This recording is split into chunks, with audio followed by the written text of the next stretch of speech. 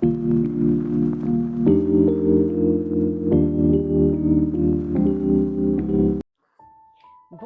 et bienvenue sur ma chaîne. Merci d'avoir cliqué sur ma vidéo. Je t'en suis très reconnaissante. Alors, pour ceux qui ne me connaissent pas, je me présente.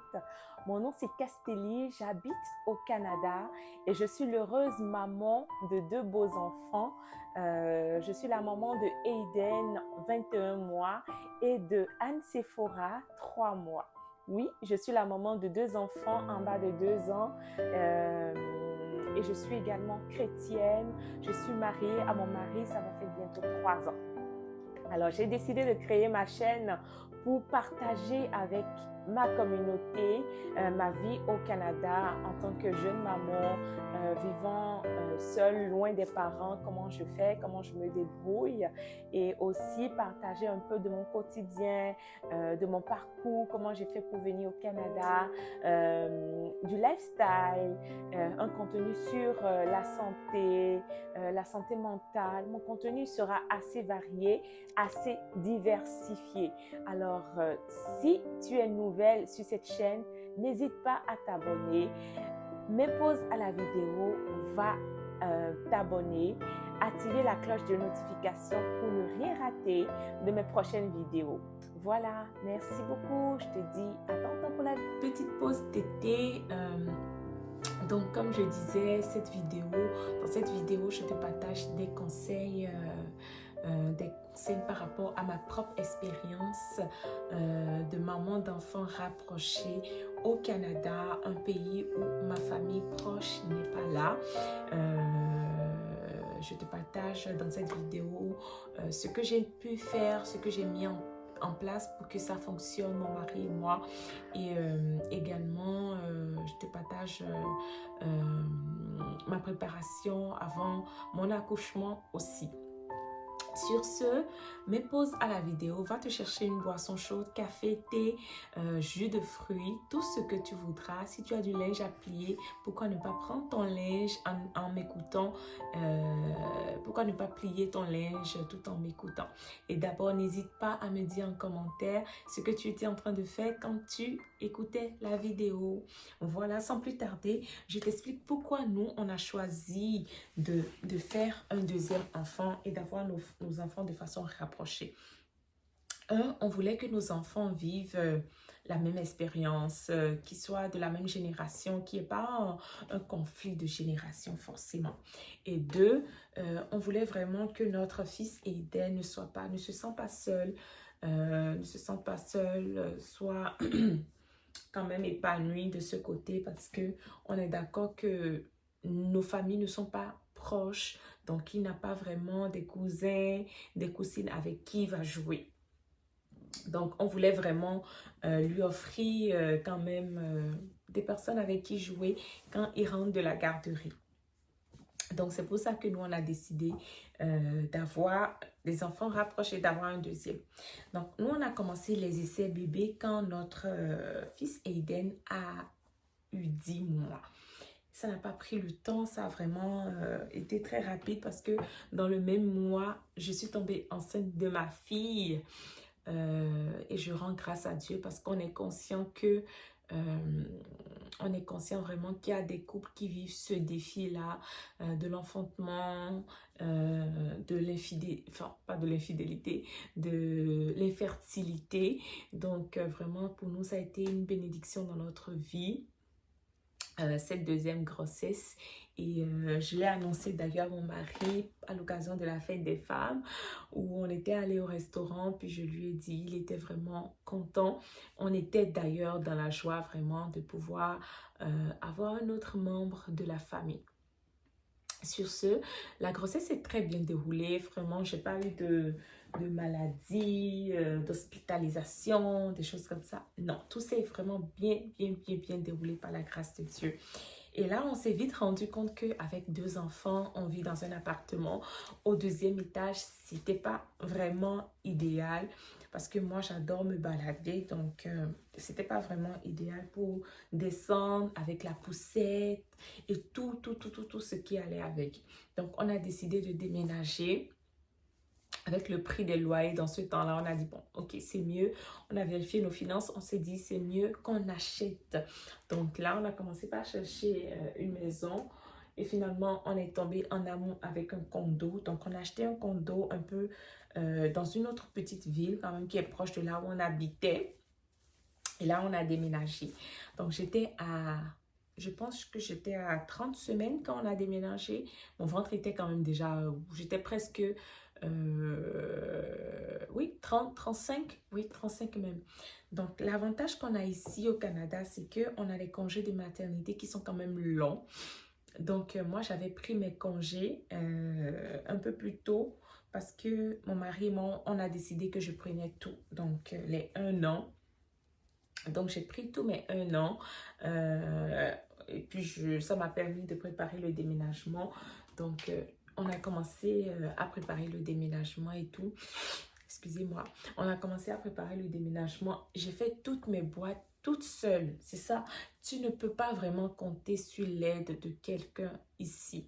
D'autant plus que tout le monde est occupé, tout le monde doit aller travailler. Mais il ne faudrait pas que ça te blesse en fait. Il ne faudrait pas que ça soit blessant pour toi. Donc, moi, je comprends très bien. Il y a des personnes qui ont voulu venir m'aider, mais pour des raisons, pour autre chose, n'ont finalement pas pu. Mais ça ne m'a pas empêché de progresser. J'ai fait toutes nos boîtes toute seule avec un bébé, puis une grossesse presque à terme. Donc, c'est faisable.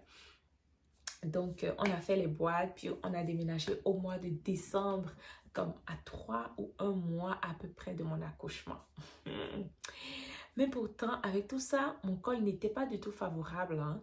Quand j'étais rendue à mes consultations de 1 fois par semaine, mon col était toujours fermé. Il a fallu des strippings avant que mon col ne soit ouvert à 1 centimètre. Après 2 strippings, je pense, 1 centimètre.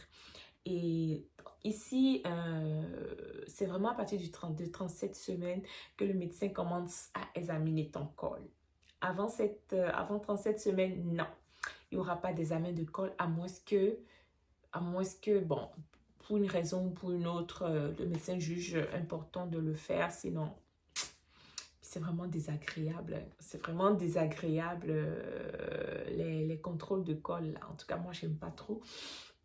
Donc voilà, donc quand on a déménagé, on a reçu nos électrodes, tous les meubles et tout, j'ai commencé à préparer mon accouchement parce que ça me stressait énormément que tout soit dans le désordre. Vous comprenez, en tout cas, une femme qui a déjà accouché va me comprendre.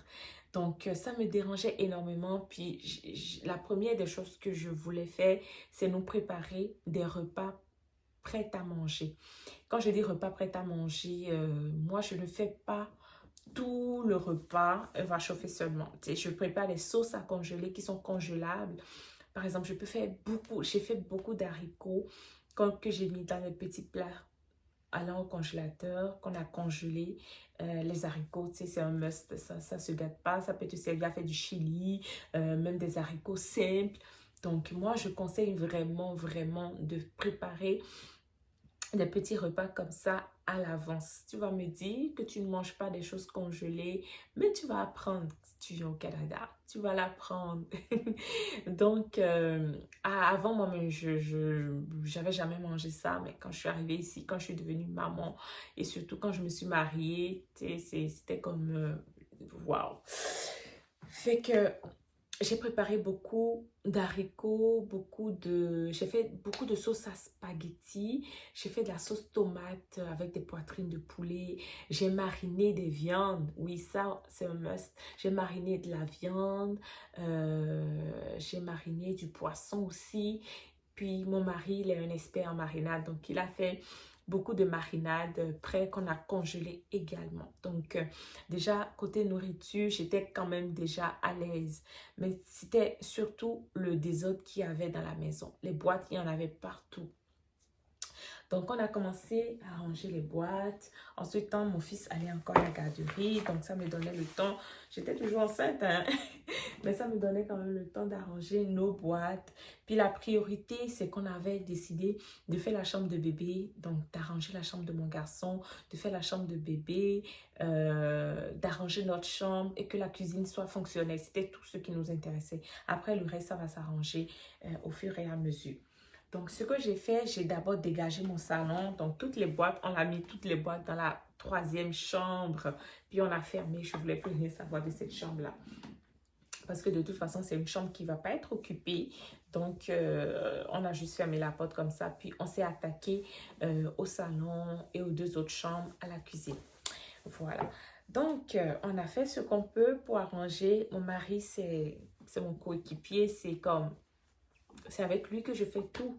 Donc, on a fait ce qu'on pouvait, puis on a arrangé les choses. Et notre bébé est arrivé dans la deuxième semaine du mois de janvier. C'était vraiment très, un accouchement vraiment, waouh. J'ai aucun mot à dire par rapport à mon accouchement. C'était très bien passé. L'avantage ici, c'est que même si tu n'as pas de parents proches, quand tu vas à l'hôpital, vraiment par la grâce de Dieu, tu peux te sentir bien traité. En tout cas, ce n'est pas tous les hôpitaux, je sais, mais tu peux te sentir bien traité, en confiance, etc. Et donc, on est arrivé à la maison et c'est là que ça commence. C'est là que ça commence. C'est Étant donné qu'on avait déménagé, ben, mon petit, il a perdu sa garderie parce que c'était quand même, là où on emménageait, c'était quand même à 30 minutes de route pour sa garderie. Fait qu'on a décidé, non, on va pas faire cette route-là. Fait que on va chercher une autre garderie. Du coup, on a commencé à chercher de garderie. On n'a pas trouvé de garderie. Jusqu'à présent, il est à la maison. Il est à la maison avec moi. C'est pas toujours facile, mais qu'est-ce qu'on peut faire? On peut rien faire. Donc, vous me demanderez sûrement comment ça a été la période d'adaptation. Je vous dirai toujours, on est toujours en adaptation de notre vie à quatre. Et surtout que mon petit a sa petite sœur. Des fois, il est super doux, super gentil, mais il faut toujours le surveiller. Et en plus, il est dans une phase du terrible tout. L'âge où les enfants s'affirment, où il veut faire des choses par lui-même, mais il n'est pas capable, il n'est pas encore assez autonome. Tu sais, tellement de frustration, donc il n'arrive pas encore à gérer ses émotions. Quand il est fâché, il court vers ma fille, il veut taper sa sœur. Fait que c'est quand même très demandant. Et j'ai personne à qui le confier pour dire, c'est pas comme chez nous en Afrique où tu peux dire je vais à tel endroit, je te laisse mon fils. Tu regardes devant, tu regardes en arrière, côté, tu n'as vraiment personne à qui confier ton enfant juste pour respirer un tout petit peu. Oui, tu aimes ton enfant, mais des fois on a tellement besoin de dire ouf, voilà.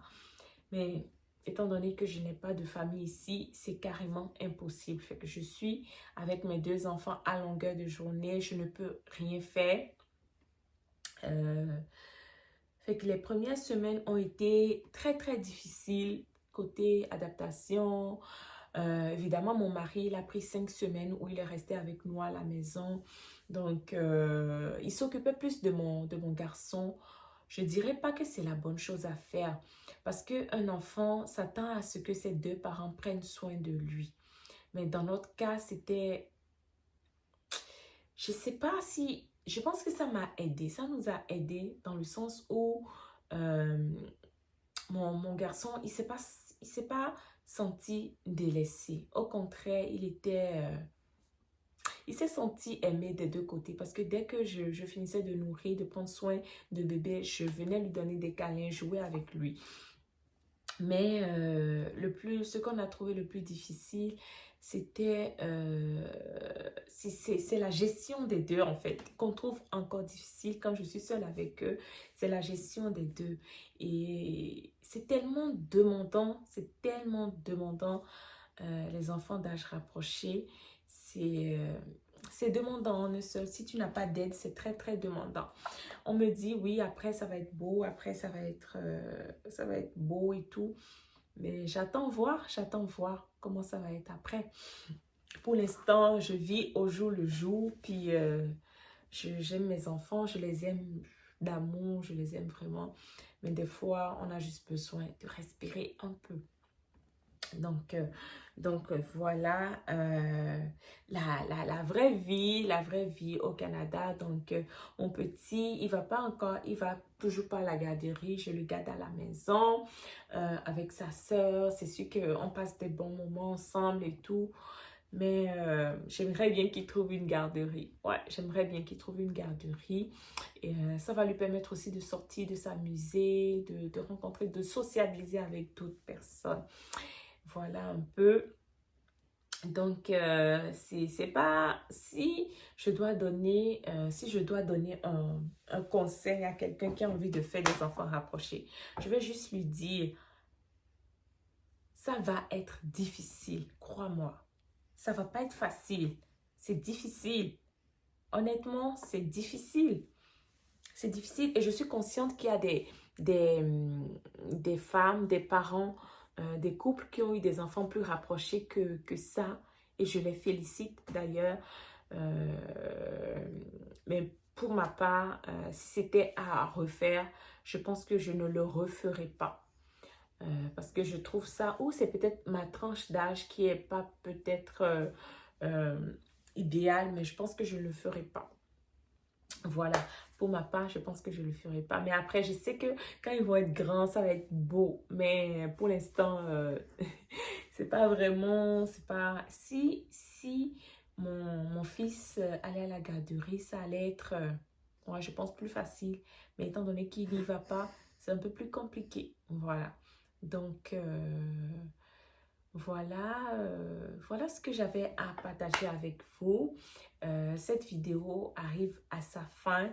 J'espère que mon partage d'expérience vous a plu, que vous avez apprécié. N'hésitez pas à partager avec un couple qui désire venir au Canada s'installer. N'hésitez pas à partager avec une maman qui désire s'installer au Canada. Je ferai plein d'autres vidéos de ce genre-là où je raconte mon expérience pour chaque chose. Donc, si la vidéo t'a plu, n'hésite pas, ne quitte pas sans t'abonner, sans activer la cloche de notification, sans me laisser un commentaire et sans surtout ne pas aimer cette vidéo. So, je te dis à la prochaine vidéo et puis porte-toi bien, prends soin de toi, que Dieu te bénisse. Bye bye!